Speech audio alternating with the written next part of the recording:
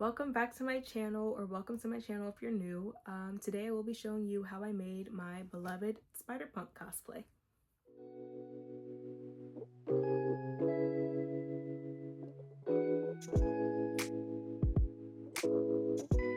So I will preface this by saying I didn't record every last bit and piece of me making every last part of the cosplay. This is really just about his jacket and the guitar.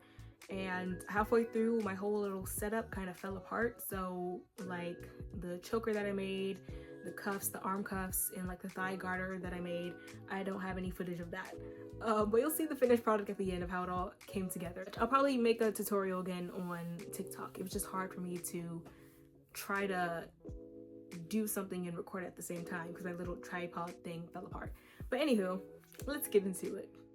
So I got this jean jacket from Goodwill. It was only $8. That was good.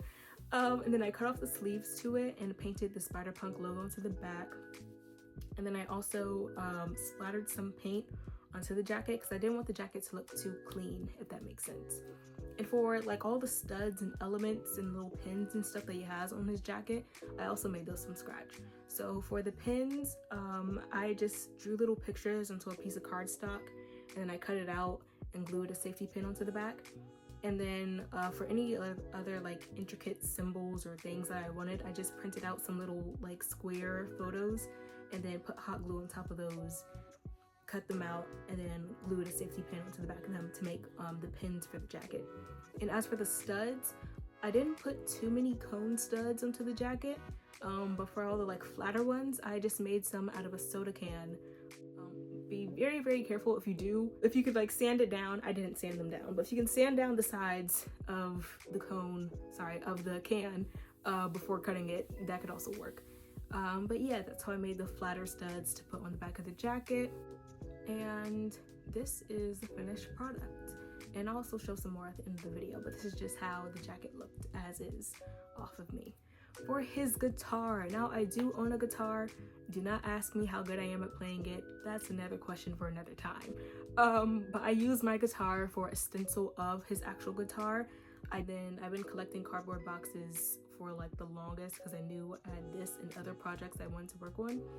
So I just traced out the shape and then I painted it. I didn't want to make it a solid color because one of my favorite things about Hobie is how his color scheme changes like every millisecond.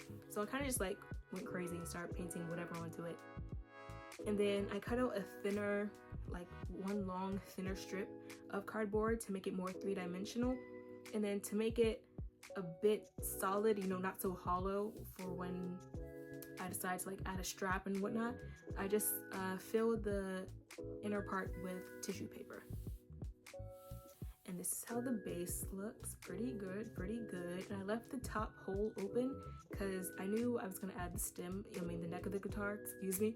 I did have this really long poster tube sitting around in my room, so I cut that in half, and then I kind of measured it out to fit into the hole that I had left open.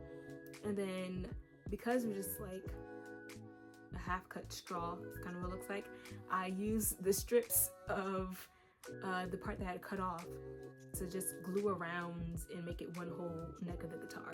It kind of looks crappy, but it looks so much better when it's painted. It really just gives it more texture, and I like it.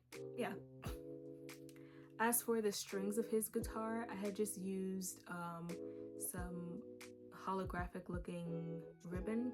I don't remember where I got this. It's also just been sitting around, just kind of floating around my room, so that's nice.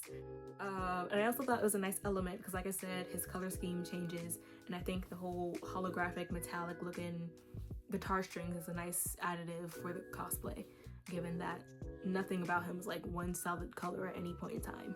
So yeah, I made the strap of the guitar from strips of the t-shirt and the jean jacket and all the other stuff that I've been cutting up, and I cut this hole onto the top and the bottom of the guitar and just kind of like fed it through the hole and tied it onto each end to make the strap of his guitar.